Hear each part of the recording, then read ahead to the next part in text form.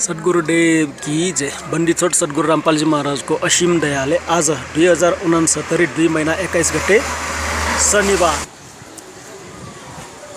सिद्धार्थ वनस्थली बालाजु स्थित सिद्धार्थ वनस्थली कलेजमा चाहिँ आज गुरुजीको सत्संग तथा भगवत मिलन कार्यक्रम रहेको छ।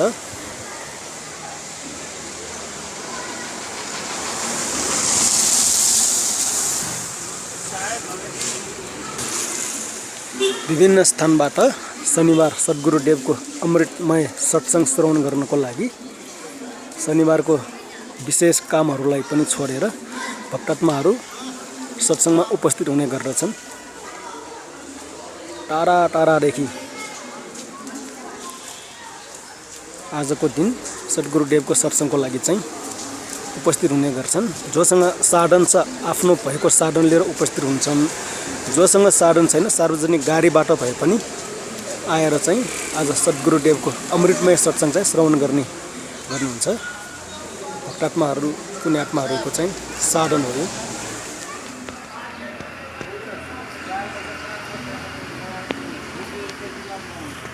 उपस्थित भक्तात्माहरूको लागि गुरुजीको आदेश अनुसार चियाराम र बिस्कुटराम प्रसाद वितरण पनि गरिन्छ। यही अनुसार चाहिँ अहिले चियाराम तयार गरे सेवादार भक्तात्माहरू। भगजी आज कतिजनाको लागि भन्दैछ गुरुजीको दयाले? अहिले यो आगे त 350 400 भइसक्यो। त्यो 500 जना उपस्थित सबैको लागि हैन भगजी? चिया प्रसाद तयार पार्ने भक्तात्माहरू सेवादार भक्तात्मा।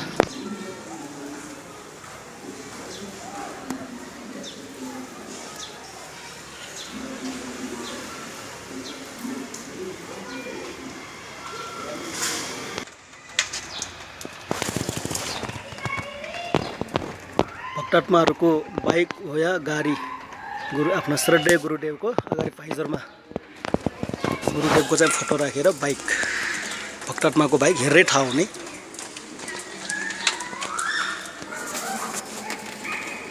यो भक्तात्माको कार हो। गुरु गोविन्दको अगाडि दर्शन गर्दै गुरु गोविन्दको चाहिँ फ्रेम छ। गुरुजी गोविन्दको दर्शन गर्दै कार कुदाउनुहुन्छ। परमात्माको दयाले एकदम श्रद्धा भावयुक्त भक्तात्माहरूको गाडी हो। यो जुन बाइकमा लेखिएको सत साहेब कुनै भक्तात्माको बाइक हो। सत साहेबको अर्थ हुन्छ सत्यनारायण सत्पुरुष भगवानको बडार्थ सत साहेब भनिन्छ भक्तात्माहरू बाइकमा। यो चाहिँ गुरुजीको ज्ञान प्रचार गर्ने एउटा माध्यम पनि हो। सत साहेब जगतगुरु तत्त्वदर्शी सन्त रामपालजी महाराज की जय हो भनेर चाहिँ कुनै भक्तात्माको गाडी पछाडि लेखिएको कन्टेन्ट्स हो। यो घरबाट निस्किँदा पानी परे पनि सत्संग श्रवण चाहिँ महत्त्वपूर्ण भएकोले वर्षारी ओढेर भए पनि भक्तात्माहरू सत्संगमा उपस्थित हुनुहुन्छ। सत्संग स्थल लगभग 6 तला माथि रहेको छ। बुढाबुढी युवा सकी नसकी भए पनि सत्संगमा चाहिँ अनिवार्य उपस्थित हुने गर्दछन्।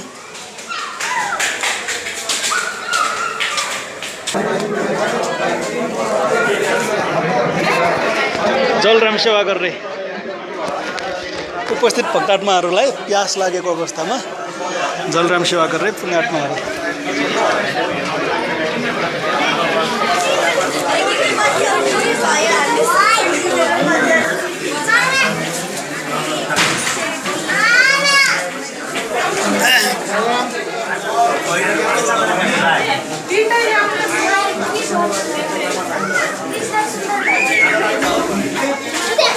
आँखा एउटा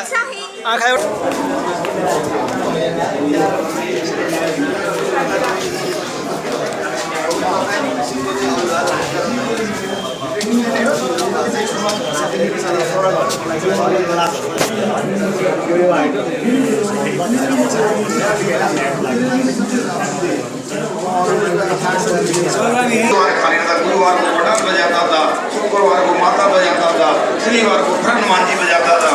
ऐसे मैंने सारे देवताओं की और सारे भूत प्रेतों की इतनी पूजा की। ट्रकों बांधे नारियल मैंने फोड़े, ट्रकों बांधे अगरबत्ती के बड़ा मैंने जलाई। फिर भी मुझे मतलब जो लोगरी थी मैं इतनी मैंने पूजा की थी, उनसे मुझे कोई बाधा नहीं मिला। और जितने भी हमारे पंडित जी थे, जो हमारे मेरे यार दोस्त थे, उनने भी मेरे को बहुत कहीं गया नहीं लगे जो परिजन नवावे कहीं रद्दुल लगे बलिहारी उस दुख के जो पल पल नाम रटावे। ये परमात्मा खुद बताते हैं कि तुम ऐसे अर्ज लगाया करो मेरे सामने कि हे भगवान ऐसा सुख भी ना देना जिससे आपकी भूल पड़े, बाढ़ में जाओ ऐसा सुख जिस तरह जो भगवान से दूर करे, ऐसा दुख दिए रखना परमात्मा तेरी याद बनी रहे। आज दास देख रहा है सतलोक आश्रम बरवाला में 80% वो भक्त आ रहे हैं जो काल के सताए हुए हैं, कर्मों से पीड़ित हैं। तो पुण्यात्माओं घबराना नहीं, समर्थ की शरण आपको प्राप्त हो गई है। करो या कीर्तन और बैठ कर बकवाद गढ़ो, ताश खेलो, वो दुख तुम्हारे लिए वरदान है जो आपको परमात्मा के चरणों में ले आया।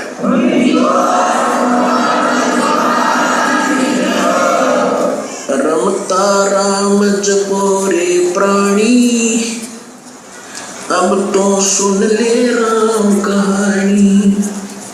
रमता राम यानी सर्वव्यापक, जिस परमेश्वर की असंख्य ब्रह्मांडों पर सभी किया, जिन्होंने परमात्मा को देखा और पाया। उनमें से कौन कौन है? आप खेखड़ा जिला बागपुर, कल मेरठ था उत्तर प्रदेश में, और आदरणीय स्वामी रामानंद जी काशी वाले। इन महापुरुषों को परमात्मा मिले, पुरुषों को परमात्मा ने इसलिए परिचित करवाया कि वो गवाही देंगे कलयुग में कि हमने भगवान देखा और वो कहाँ रहता है।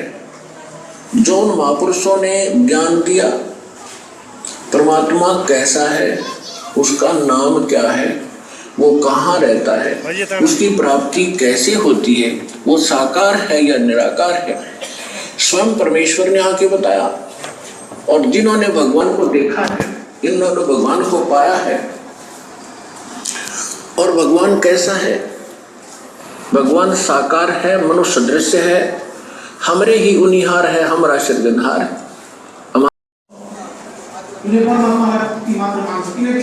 उद्देश्य हाम्रो होस्, हाम्रो सपनो जान्नु हो। त्यो सपनो जान्नको लागि हामीले यो भक्ति गरिरहेका छौँ। ठाउँ ठाउँमा आश्रम बनिरहेको छ, कति ठाउँमा तयार भइसक्यो, कति ठाउँमा अन्डर कन्स्ट्रक्सनमा छ। दिनुहुन्छ यो भगवानले राख्नुहुन्न। त्यसको लागि म एउटा उदाहरण दिन्छु तपाईँहरूलाई। गुरुजीले 1997 तिर कुरो हो, पुनामा उहाँ चाहिँ सहरमा गएर सत्सङ्ग गर्नुहुन्थ्यो। त्यतिखेर सत्सङ्गको दौरान पुनामा जानुभएको थियो। अनि पुनामा गइसकेपछि उहाँले सत्सङ्ग गरिराख्नु भएको थियो। सत्सङ्ग सक्यो, अगाडि 30-40 वटा दर्शकहरू, एकजनाले बिसन्चो